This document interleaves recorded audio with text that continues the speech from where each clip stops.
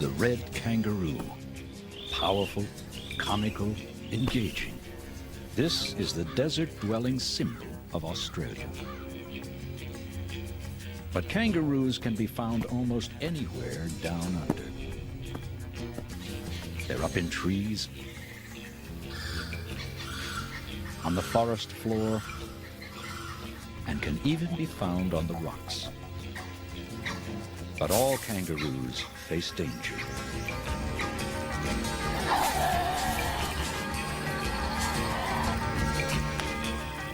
This is the story of a mother and her Joey, and how he comes into his own. There is tenderness here in the desert, and the harsh reality of survival. Persecuted by some, revered by others, the red kangaroo has astonishing tales to tell.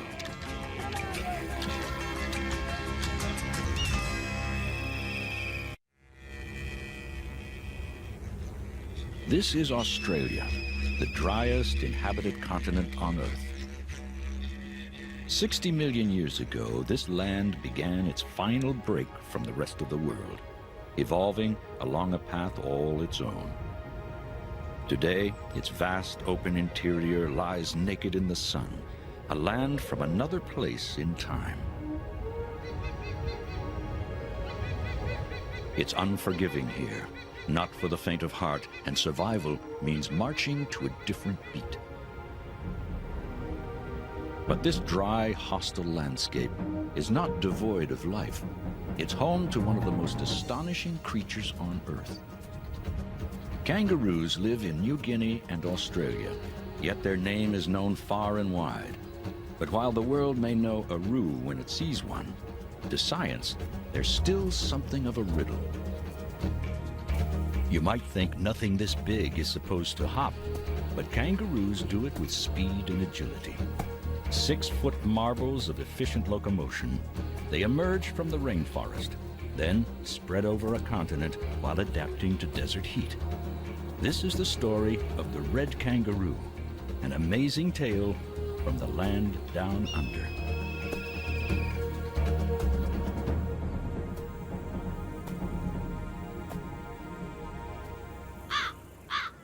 It's summertime in the outback, and the roos can be found where there is food. Most red kangaroos are red in name only. The females and youngsters tend to be gray. The roos look like they're congregating in groups, but it's food, not the company, that draws them together.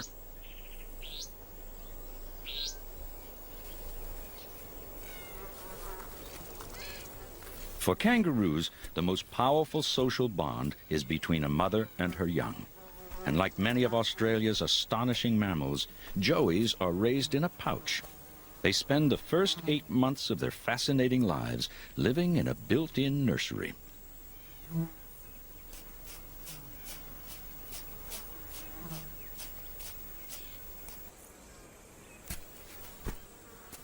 This youngster needs a taste of life outside the pouch. His mother's nearly bursting at the seams.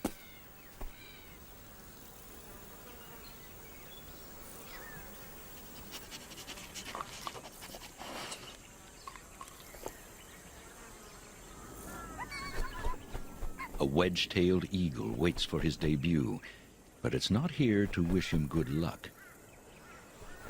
Joey doesn't care who's in attendance.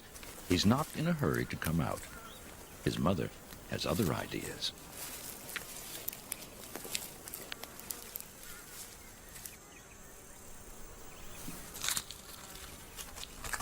She dumps him out in a tangled heap.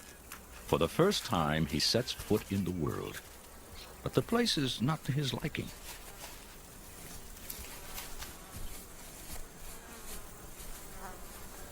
The eagle watches his entrance and exit. It's following the show with keen eyes. A 6-foot wingspan and powerful talons make the wedgetail a dangerous observer.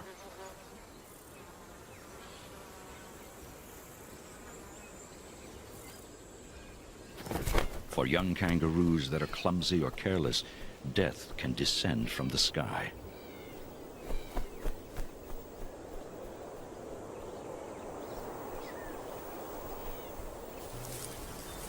Shade is precious in the desert heat. To cool themselves, kangaroos lick their skin, where blood vessels run close to the surface.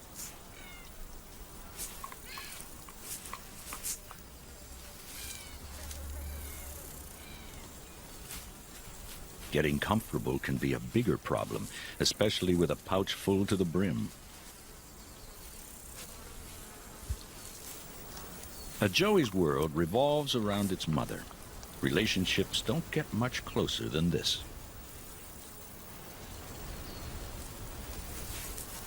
The kangaroos languish. It'll be nightfall before there's any relief from the heat. This old male decides to lay down afternoon stakes. He's digging a hollow to rest his giant hips.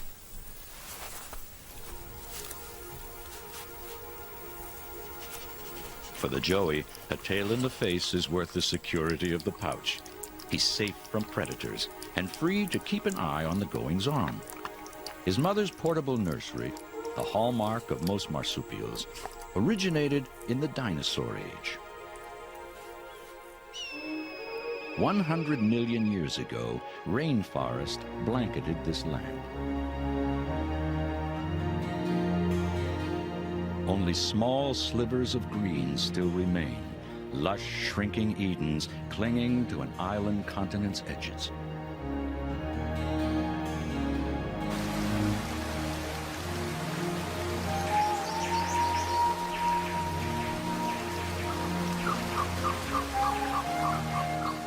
In places no more than 30 miles wide, these ancient rainforests are endangered.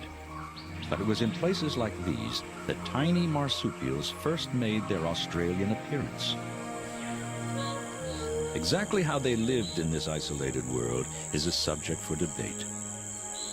But there's no dispute that evidence of marsupial origins can still be found here today.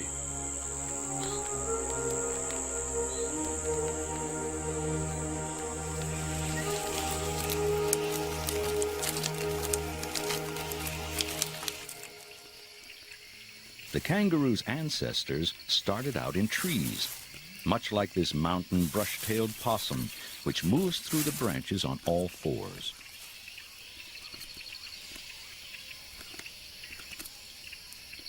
The first marsupials did raise their young in a pouch, but a tree-bound existence made them different in many ways.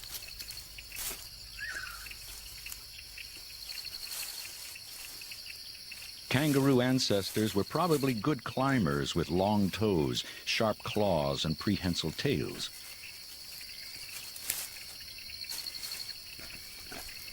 They may have started out as leaf eaters, but leaves are low in nutrition and difficult to digest, so perhaps Joey's ancestors ventured out of the trees in search of sweeter stuff.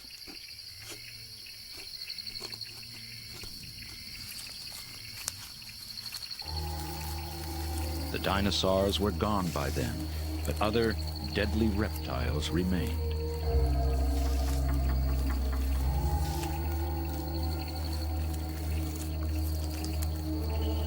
This carpet python is looking for a meal, and possums have long been a favorite.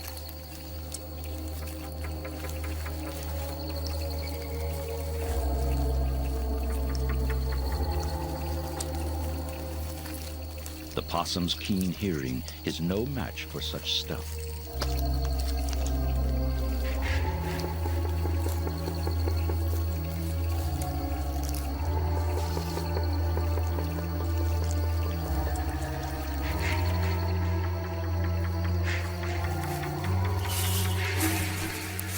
The possum escapes with little more than a good scare, but next time, its luck may not hold.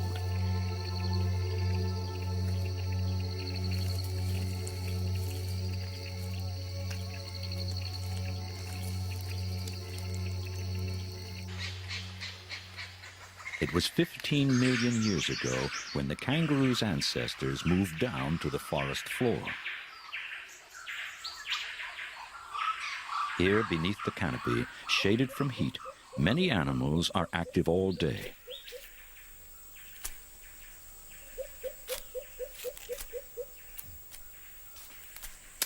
And in this rich green jungle store, there's something for everyone to eat.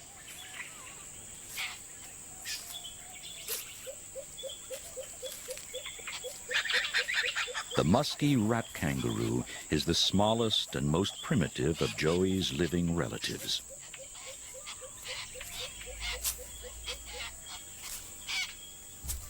Weighing in at only 1 pound, it's the only kangaroo that doesn't hop. Rat kangaroos live mainly on the ground. They don't use those tails for climbing, but for gathering nest-building materials. And those long, grasping toes are great for handling a fruit and insect-based diet.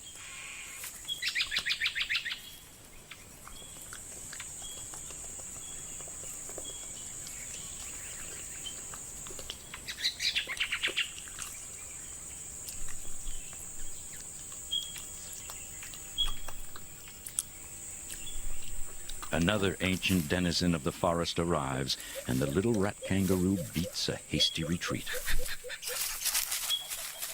The cassowary is an unusual animal that has changed little in millions of years.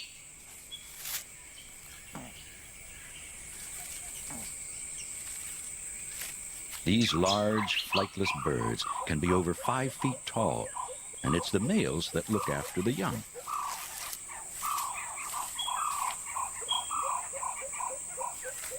Shy birds, these giants shrink from confrontation, unless there's a threat to their young. Using their huge claws, cassowaries have been known to kill humans in defense of their chicks. But this primeval world where kangaroos evolved has been disappearing from Australia for millennia, and most kangaroos have long since adapted to harsher stuff. Out in the bush, the days of high summer have passed.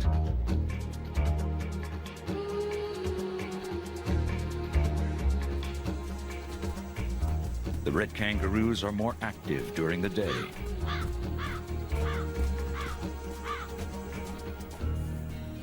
But our Joey still spends most of his time in the pouch.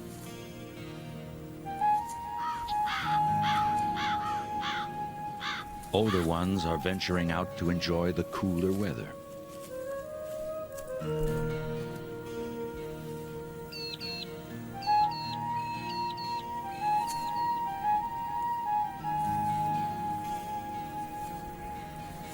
Red kangaroos are affectionate mothers. She grooms him every day, always keeping her eyes peeled for danger. She knows he's still small enough to lure unwanted attention. There is reason for her caution. The wedge-tailed eagle is nearby.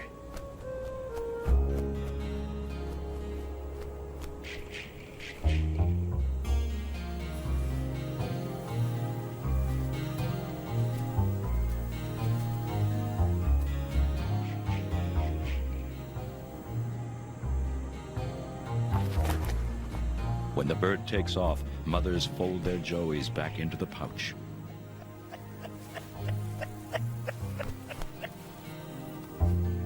With no prospects in the offing, the eagle returns to her nest to see to her own family business.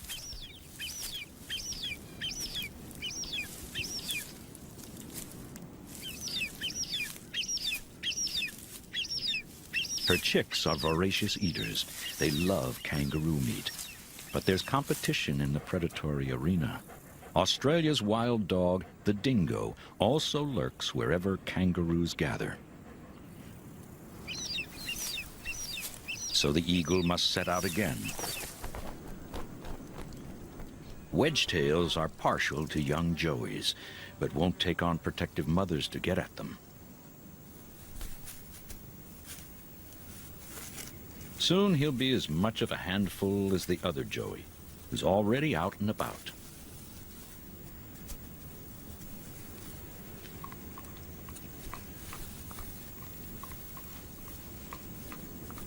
Once again, Joey's mother senses trouble.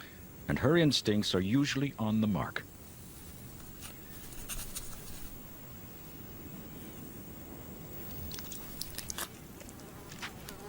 Not far off, the eagle has claimed a young kangaroo, and Joey's mother decides to depart.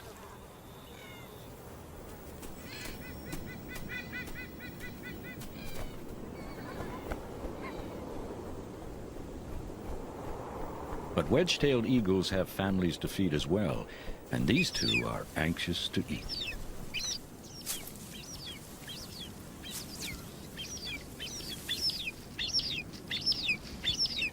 She brings them torn-off slivers of meat, gently feeding the chicks from a fearsome beak.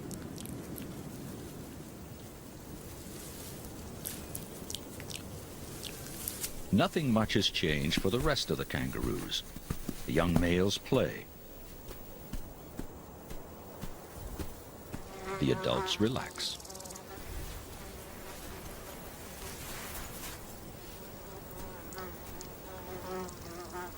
Many settle in for a regular daytime snooze.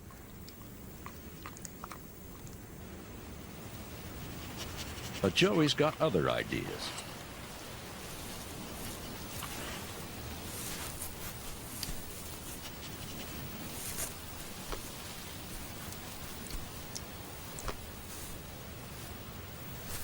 He's up now, so his mother must rouse herself to stand guard.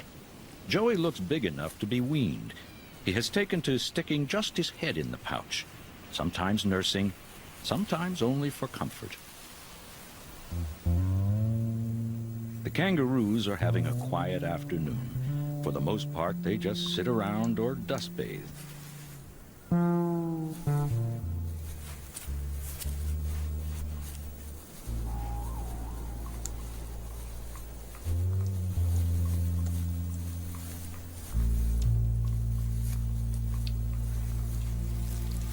For the first time, Joey's mother allows him to wander more than an arm's length away. He's always been a fine scratcher, but he's still an uncertain walker at best.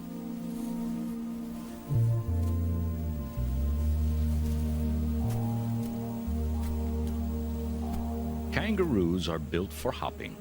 They look ungainly, moving at slower speeds.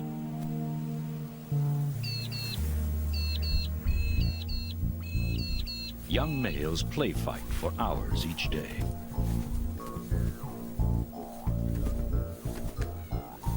This comical pair probably won't hurt each other, but someday they may fight in earnest for mating rights.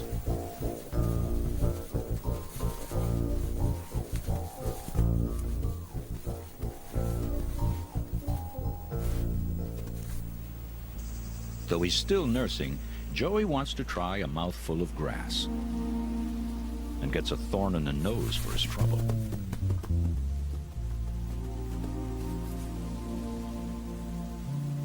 It will be a while before he's tuned to this landscape, but he just learned a valuable lesson.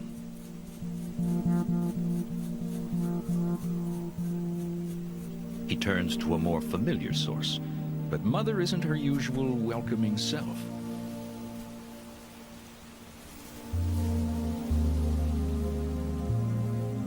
She controls her pouch with powerful muscles and easily ejects her Joey. His weaning has begun. From now on, he'll do more of his feeding from outside.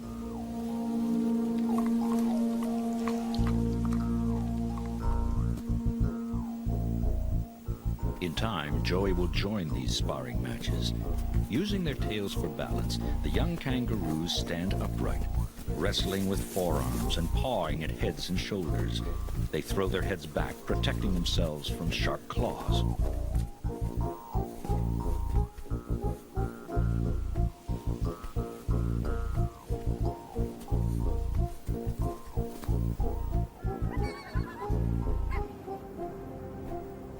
A passing eagle, headed back to a recent kill, stops to survey the scene.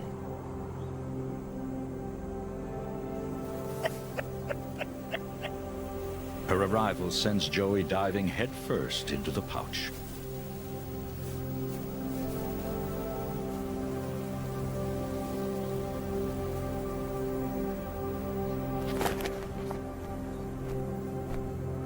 All the kangaroos are wary.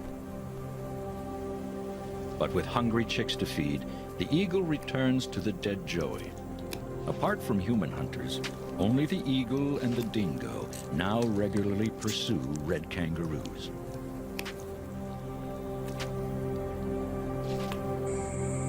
But huge lizards and even marsupial lions may have fed on joey's ancestors.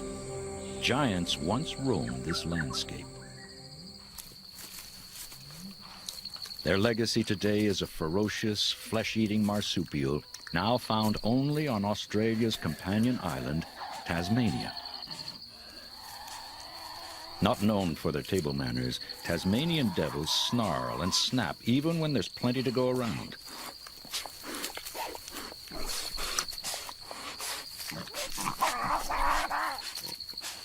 The devils are gorging on a mid-sized kangaroo, usually called a wallaby. And the ruckus alerts another kangaroo cousin that it's time to take cover.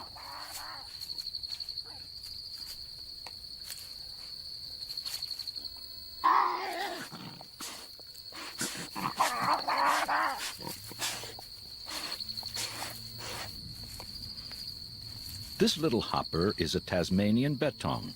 Her youngster, too large for the pouch, keeps to the nest when she forages.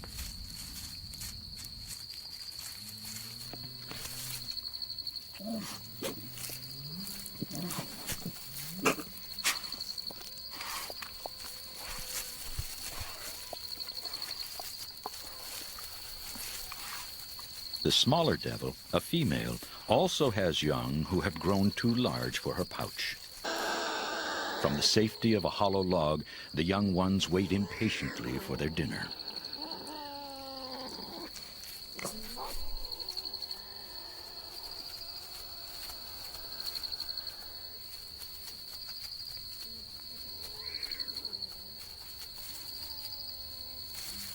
As quiet settles on the forest, the sprightly bettongs get back to business.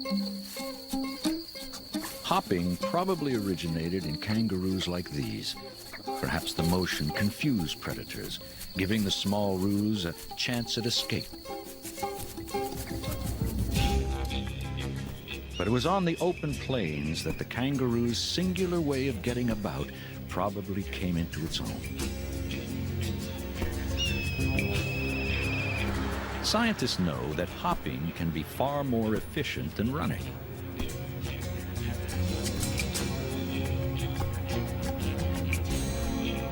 When a kangaroo hits the ground, its hind legs store energy like compacted springs. The energy helps propel the kangaroo upwards for the next hop. The motion also accordions the roo's lungs in and out, so the animal wastes no effort while breathing. Scientists haven't solved the mystery of how kangaroos went from 4 legs to 2. But the Aborigines have long had their own explanations.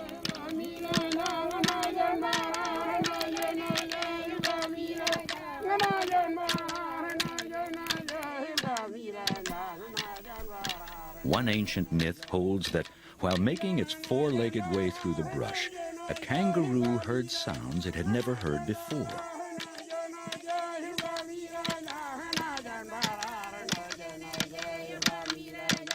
It followed the enchanting music until it came upon human beings singing and dancing on 2 feet.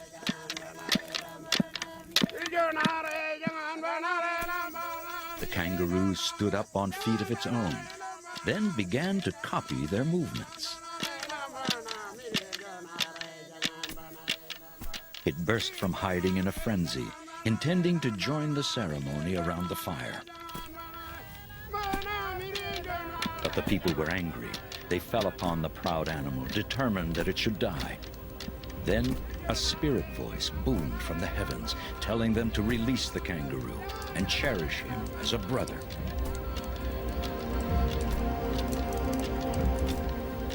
While hopping earned kangaroos a special place in the Aboriginal dreamtime, it also propelled them into some of the most unlikely places. This beautiful little kangaroo is a yellow-footed rock wallaby. They show off their mountaineering skills wherever cliffs jut out of Australia's vast desert land.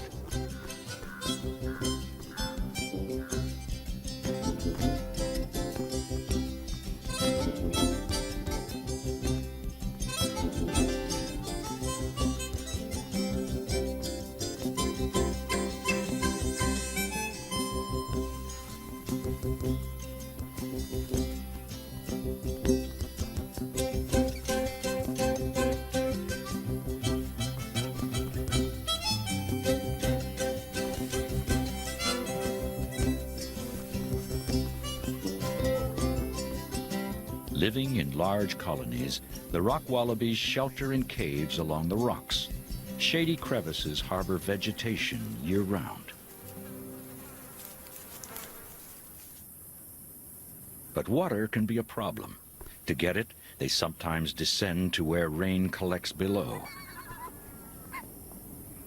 Wedge-tailed eagles prey on rock wallabies too.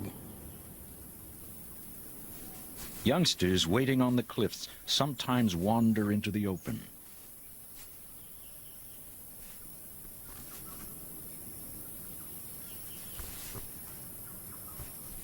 Only adults descend to drink.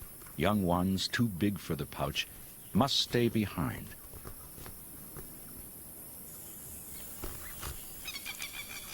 In just a few minutes, she'll drink a tenth of her weight in water. Then she'll hurry back to her joey.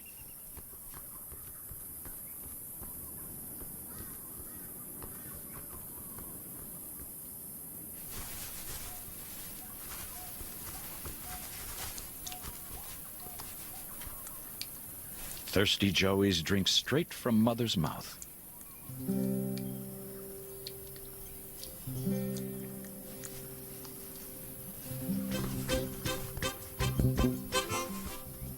Like their big red cousins on the plains, young rock wallabies spend hours in mock battle.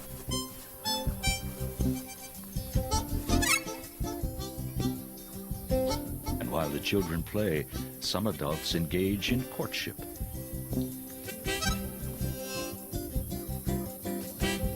But this male's gentle ardor is getting him nowhere.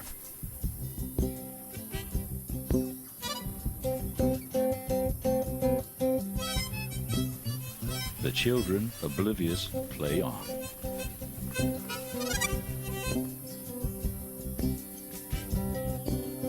He's nothing if not persistent, but she'll have none of it.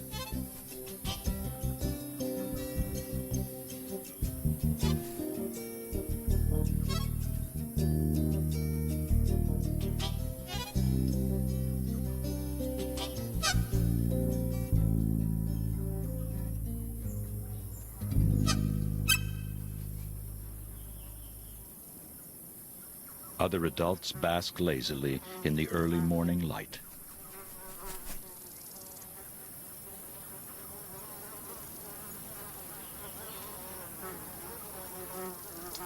Long eyelashes may help screen out the harsh sun and discourage flies.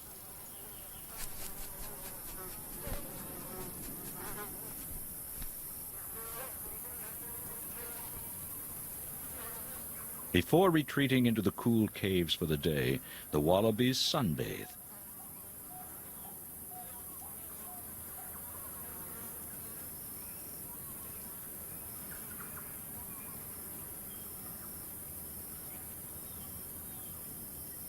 As the sun warms the cliff face, they head for their midday hideouts.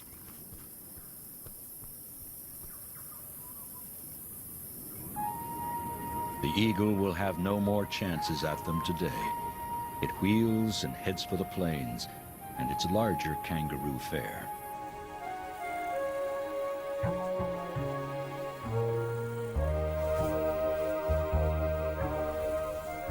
Joey's growing like a desert weed and sporting a much redder coat.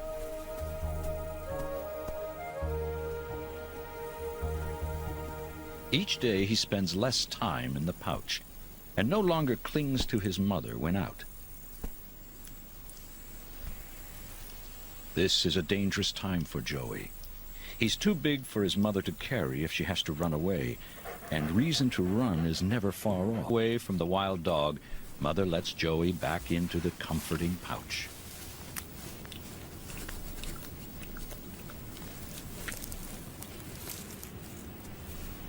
Nearby, a big male paces nervously. He's caught the scent of yet another danger.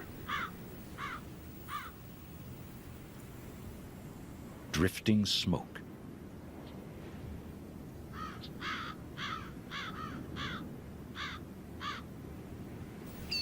Again, the action of one kangaroo triggers the flight of others. This time, they've been frightened by fire, and they're racing to get away.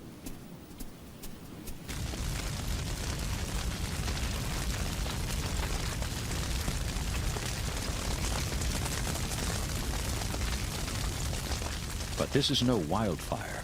It's a weapon. The Aborigines have been using fire to hunt for thousands of years.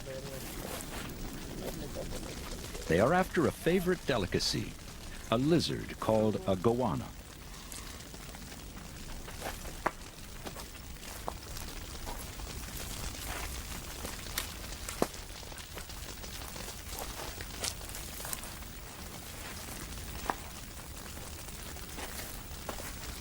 Some seek refuge from the flame in trees.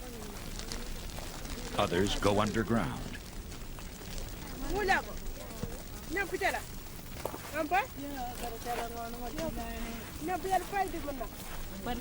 Here, women use sticks to locate escape tunnels, then unearth the lizards using tin cans.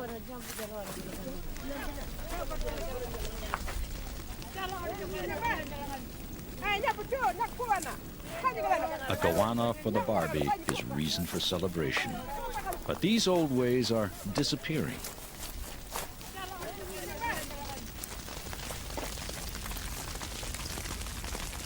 Today, fewer Aborigines use fire to hunt, and ironically, some kangaroos are paying the price. The little rufous hair wallaby depends on spinifex bushes that the Aborigines burn. It needs their fires to thrive.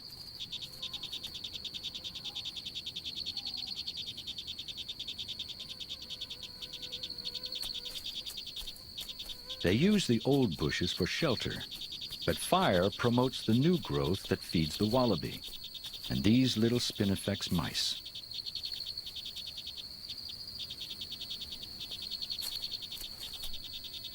The wallaby eats the bush's young leaves.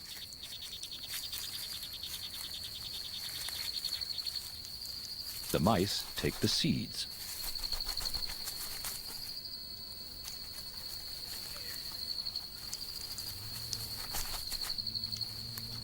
The wallaby burrows into older bushes, which bristle with spiky defenses. But these thorny refuges have been no match against the upheaval of the last 2 centuries.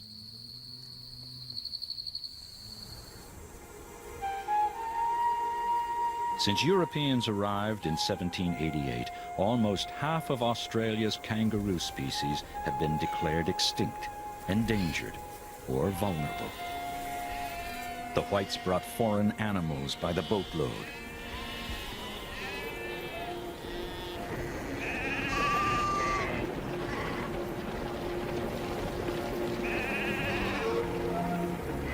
They converted vast areas of land to grazing, changing the landscape forever.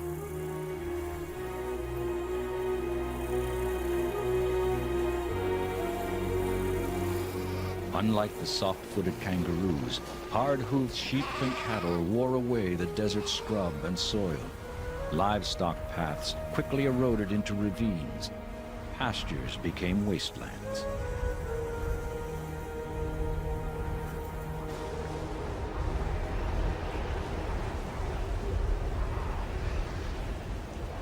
Rabbits, introduced for the benefit of hunters, bred out of control.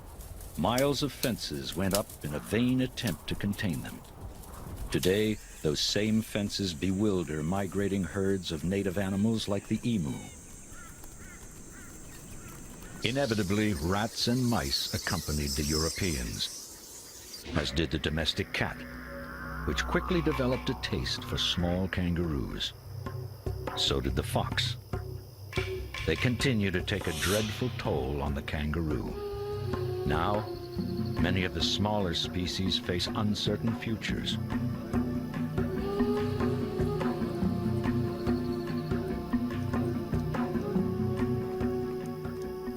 But for some kangaroos, the Europeans provided a bonanza. They dug water bores throughout the desert to supply their livestock.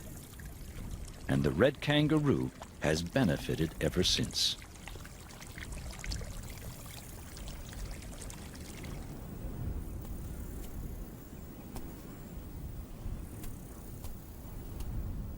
One 19th century naturalist spotted so few red kangaroos that he predicted their ultimate demise. But thanks to the permanent water supply, the population boomed.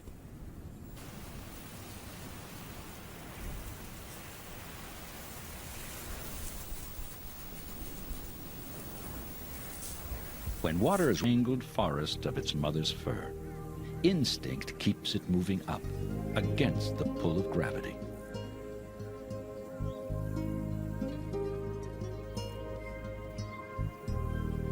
The epic 6-inch journey takes just over 3 minutes.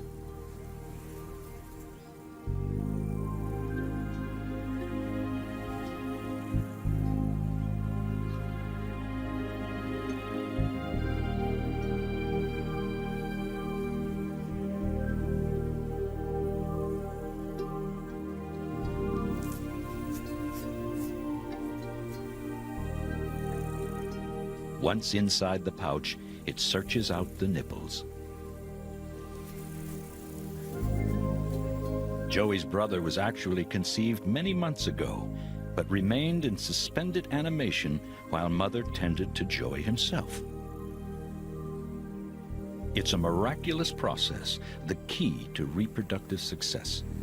While a mother raises one Joey out of the pouch, a tiny one grows inside it, and a third waits on hold in the womb.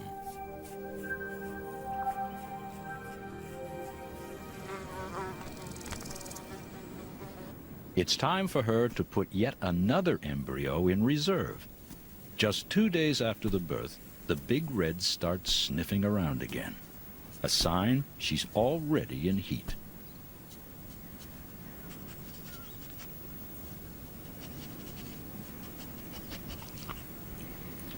Mother won't let Joey into the pouch anymore, but she still nurses him occasionally.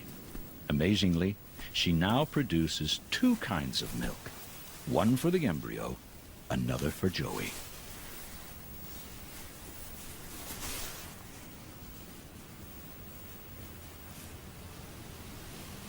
Her condition sets some of the males to jousting.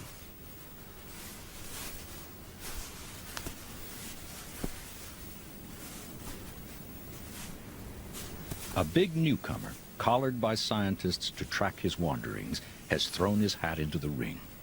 He's over 6 feet tall and clearly dominates the contest.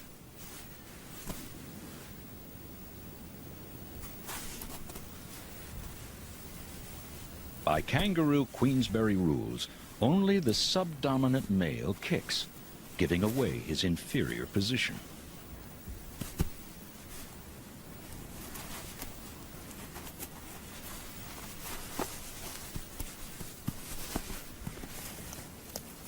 Mother, now eating for 3 and ready to make it 4, grazes continuously.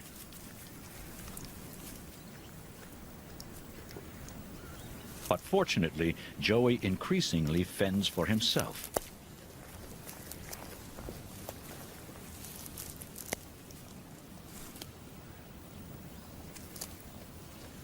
The very biggest of the males now finds Mother irresistible.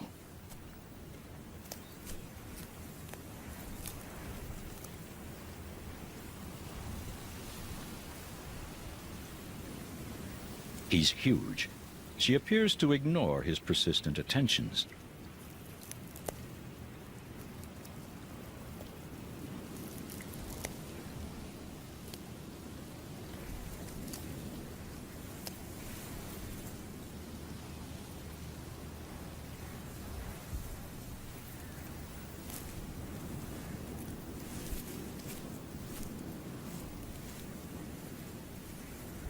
Then her scent attracts another suitor.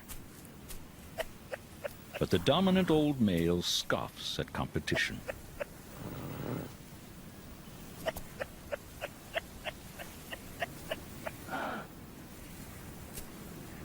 From a distance, Joey watches the proceedings.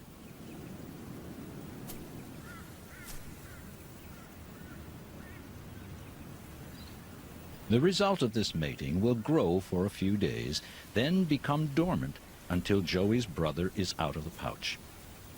With such an ingenious breeding scheme, it is no wonder red kangaroo numbers exploded once humans supplied a permanent source of water.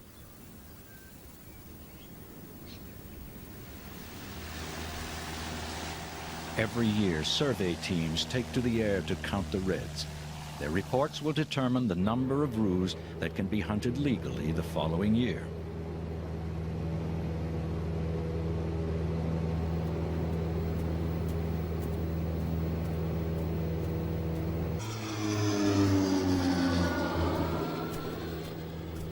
Strewn over the vast, harsh desert at the center of Australia, red kangaroos now number close to 10 million.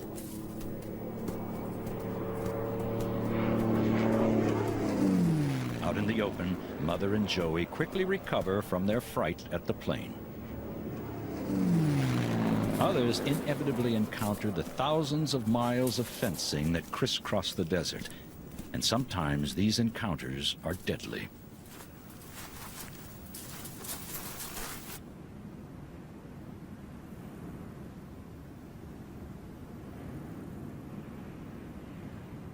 Australia's kangaroo population is booming, and several million are culled each year.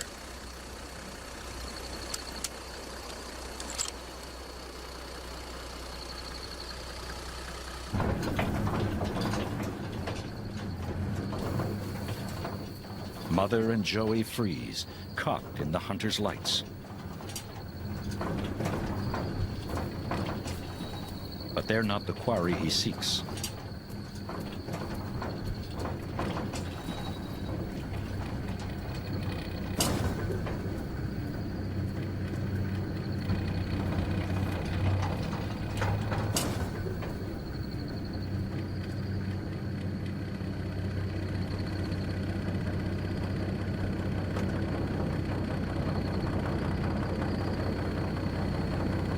The hunter has his sights set on huge red males.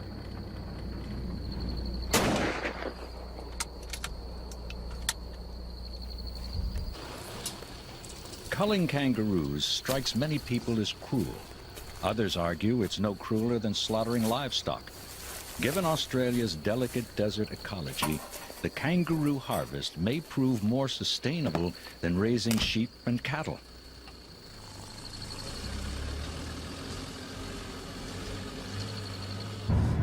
Aside from hunters' bullets, kangaroos face another nighttime hazard. Thousands are killed each year on desert highways.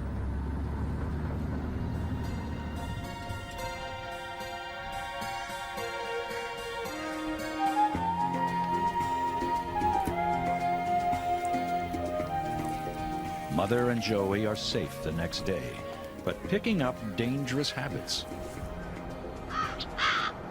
Strips of green growth parallel Australia's roads, places where the runoff from occasional rain nurtures fresh grasses.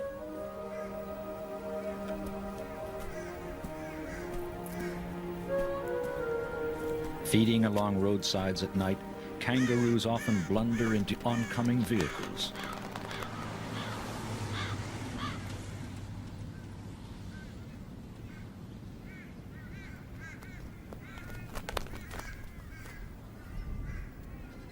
The sheer numbers of red kangaroos makes this an all too common sight.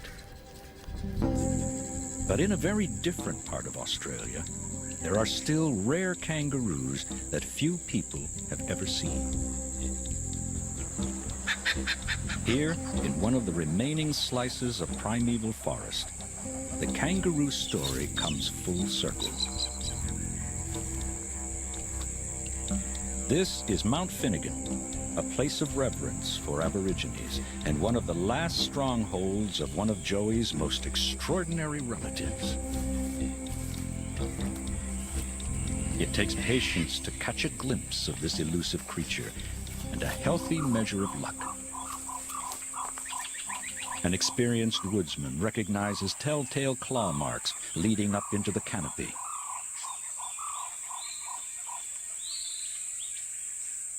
There it is, Bennett's tree kangaroo.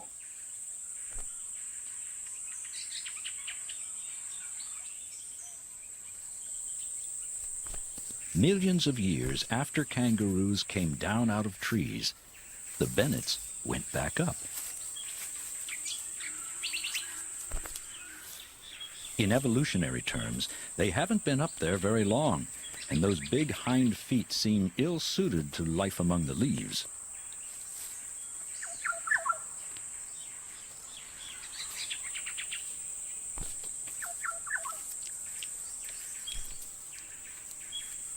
While a mother forages, her Joey clings uncertainly to a nearby vine.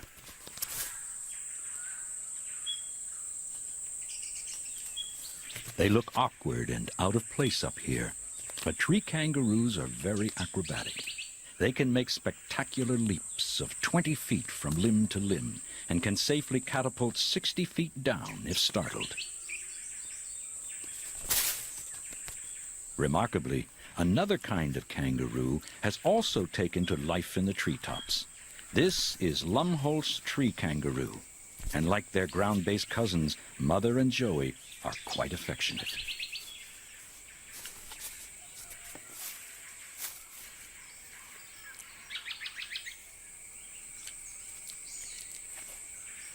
As they walk, they move their hind legs independently, something most roos don't do.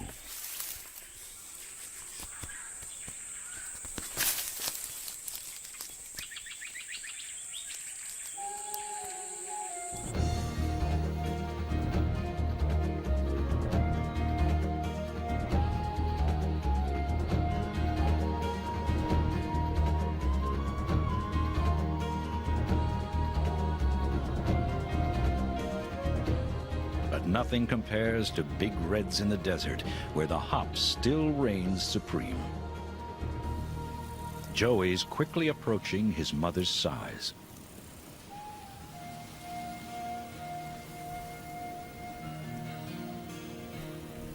Her younger Joey has recently started taking his first peek at the world and will soon outstrip his brother in the quest for Mother's attention.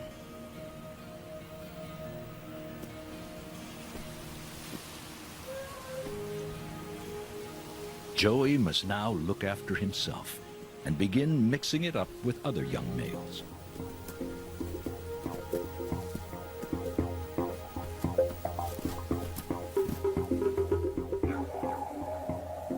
Right on schedule, he has taken an interest in jousting.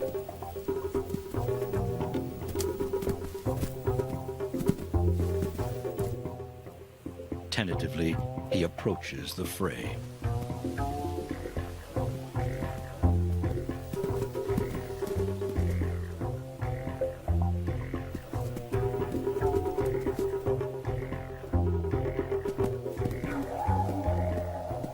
While his mother looks on, he gets into his first dust-up.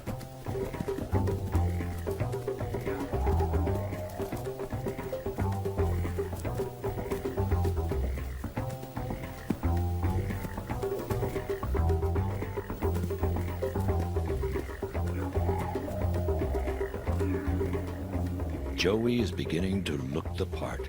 He has all the makings of a big red.